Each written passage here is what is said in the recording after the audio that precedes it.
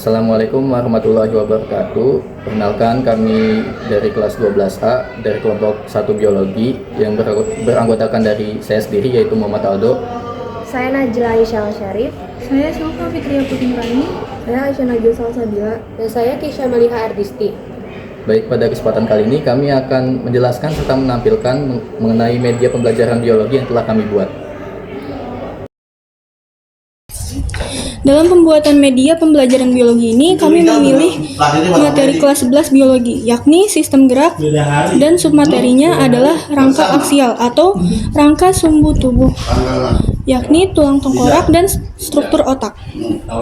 Tujuan dari pembuatan media pembelajaran kali ini adalah yang pertama, mempermudah pemahaman siswa karena dapat membantu siswa memahami bentuk, fungsi, dan hubungan antar bagian tulang tengkorak serta struktur otak secara lebih visual dan interaktif.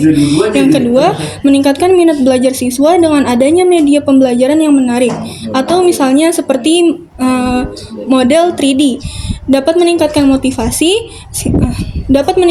motivasi siswa dalam mempelajari anatomi manusia. Selanjutnya, memvisualisasikan struktur kompleks. Tulang tengkorak dan otak memiliki struktur yang rumit, sehingga media pembelajaran dapat membantu menggambarkan bagian-bagiannya dengan lebih jelas. Selanjutnya, yang keempat, meningkatkan retensi pengetahuan, di mana penyajian materi secara visual dan kinestetik dapat membantu siswa mengingat informasi lebih lama dibandingkan hanya membaca teks. Selanjutnya, alat dan bahan yang dibutuhkan. Yang pertama, clay dan kertas bekas. Yang kedua, squirrel paper. Yang ketiga, aluminium foil. Yang keempat, kardus. Yang kelima, lem tembak dan isinya. Yang keenam, styrofoam. Yang ketujuh, cat warna. Yang kedelapan, stik dan sumpit. Yang kesembilan, karton dan sampul buku. Yang 10, brush pen.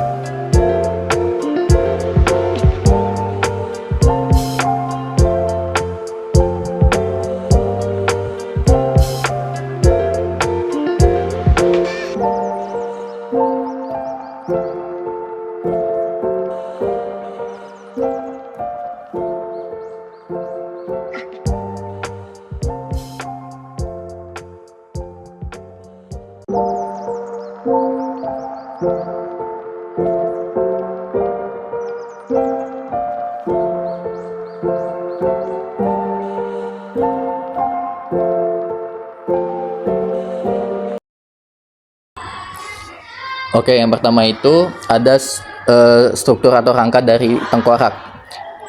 Tengkorak ini dia terdiri dari yang pertama ada tulang frontal. Tulang frontal ini yang ada di dahi yang warnanya hijau. Dia berfungsi untuk melindungi otak bagian depan, memberikan struktur wajah, bagian atas dan rongga mata, serta berperan dalam ekspresi wajah. Lalu kemudian kedua ada tulang parietal.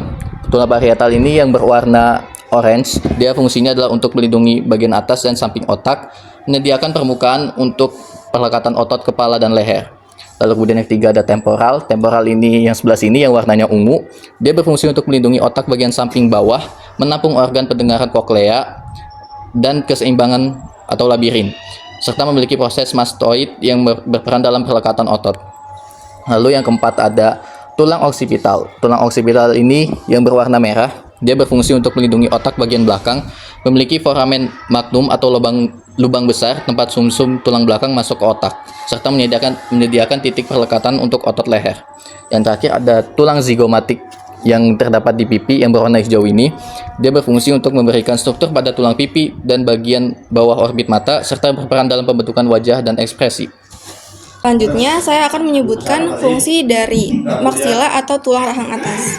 Maksila yang berwarna krem. Fungsinya menyokong gigi atas, lalu membentuk bagian dari rongga hidung dan orbit mata, dan menyediakan dasar untuk langit-langit mulut atau palatum keras. Lalu ada sphenoid atau tulang baji yang berwarna orange. Fungsinya itu membentuk bagian dasar tengkorak dan dinding orbit mata. Yang kedua, menyediakan pelindungan bagi struktur otak. Lalu yang terakhir, menyokong beberapa saraf dan pembuluh darah besar yang menuju otak. Lalu ada nasal atau tulang hidung, yang berfungsi memberikan struktur tulang pada pangkal hidung dan menyokong jaringan lunak hidung. Lalu ada mandibula atau tulang rahang bawah, berfungsi untuk menyokong gigi bawah dan memberikan mobilitas rahang bawah untuk proses mengunyah dan berbicara. Yang terakhir ada ethmoid atau tulang saringan yang berwarna kuning, berfungsi untuk membentuk sebagian rongga hidung dan orbit mata, memiliki lempeng tribiform yang menjadi saluran saraf penciuman, dan yang terakhir menyediakan pelindungan bagi otak bagian depan. Selanjutnya adalah struktur otak bagian luar. Jadi di sini terdiri dari lobus frontal yang berwarna pink, lalu ada lobus parietal yang berwarna kuning, lobus oksipital yang berwarna ungu, dan lobus temporal yang berwarna hijau. Nah, lobus frontal, parietal, oksipital, dan temporal ini merupakan bagian dari cerebrum atau otak besar. Nah, saya akan menyebutkan fungsi-fungsinya. Jadi, yang pertama adalah lobus frontal yang berfungsi dalam pengambilan keputusan, pemecahan masalah, dan perencanaan. Selanjutnya, mengontrol gerakan motorik sukarela melalui korteks motorik primer dan terlibat dalam pengaturan emosi, kepribadian, dan fungsi kognitif tingkat tinggi. Lalu mengontrol kemampuan bicara melalui area Broca di hemisfer kiri. Selanjutnya yaitu yang berwarna kuning ini yaitu lobus parietal yang berfungsi memproses informasi sensorik seperti rasa sentuhan, suhu, dan nyeri, lalu terlibat dalam pengenalan objek dan orientasi spasial, dan mengontrol kemampuan untuk memahami angka, bahasa, dan membaca peta. Lalu yang warna ungu yaitu lobus oksipital yang berfungsi dalam memproses informasi visual, mengontrol kemampuan untuk mengenali bentuk, warna, dan gerakan, dan mengirimkan informasi visual ke lobus lain untuk interpretasi lebih lanjut. Lalu lobus temporal yang berwarna hijau berfungsi memproses informasi pendengaran dan berbicara melalui area Wernicke atau pemahaman bahasa. Nah, lalu dia berperan dalam memori dan pengenalan wajah serta suara, dan mengontrol beberapa fungsi emosi dan memori jangka panjang. Selanjutnya adalah cerebellum atau otak kecil. Nah, ini di bagian yang berwarna putih. Cerebellum sendiri berfungsi mengontrol keseimbangan dan koordinasi motorik, membantu menjaga postur tubuh, berperan dalam koordinasi gerakan yang halus dan presisi seperti menulis atau berjalan. Selanjutnya adalah otak bagian dalam. Yang pertama strukturnya adalah corpus callosum, yaitu bagian yang warna pink. Nah, korpus kalosum merupakan jembatan serabut saraf yang menghubungkan otak kiri dan otak kanan dan memungkinkan komunikasi antara kedua belahan otak. Nah, korpus kalosum ini berperan dalam koordinasi gerakan dan berbagi informasi antar belahan otak. Lalu yang kedua adalah medula oblongata yang ditandai dengan warna hitam dan warna coklat. Nah, medula oblongata ini itu fungsinya adalah untuk mengontrol pernafasan, detak jantung dan juga tekanan darah dan berperan dalam refleks batuk, bersin, menelan dan muntah. Dan medula oblongata ini menjadi jalur penghubung antara otak dan sumsum tulang belakang. Lalu yang ketiga adalah pituitary gland atau kelenjar pituitari yang ditandai dengan warna kuning. Ini yang bentuknya agak kecil. Nah, ini tuh dikenal sebagai master gland karena mengontrol banyak kelenjar endokrin lain. Nah, pituitary gland ini juga fungsinya adalah untuk mengatur pertumbuhan, metabolisme, keseimbangan air, dan fungsi reproduksi. Nah, pituitary gland ini terdiri dari dua bagian. Yang pertama ada lobus anterior yang menghasilkan hormon seperti hormon pertumbuhan dan lobus posterior yang berfungsi untuk menyimpan dan melepaskan hormon seperti oksitosin dan ADH. Yang keempat adalah hipotalamus. Hipotalamus ditandai dengan struktur yang berwarna kuning yang agak besar. Nah, itu fungsinya adalah untuk mengontrol suhu tubuh, rasa lapar, haus, dan siklus tidur. Dan juga untuk mengatur sistem saraf otonom dan fungsi endokrin. Nah, selain itu hipotalamus juga mengontrol kelenjar pituitari tadi dan mengatur pelepasan hormon. Dan yang terakhir adalah talamus. Talamus itu ditandai dengan yang warnanya agak putih di sini. Nah, itu fungsinya adalah sebagai pusat relay sensorik, yaitu menyaring dan mengirimkan informasi dari panca indera, kecuali penciuman, ke korteks otak. Nah, dia juga berperan dalam pengaturan emosi, perhatian, dan kesadaran, dan membantu dalam koordinasi gerakan motorik.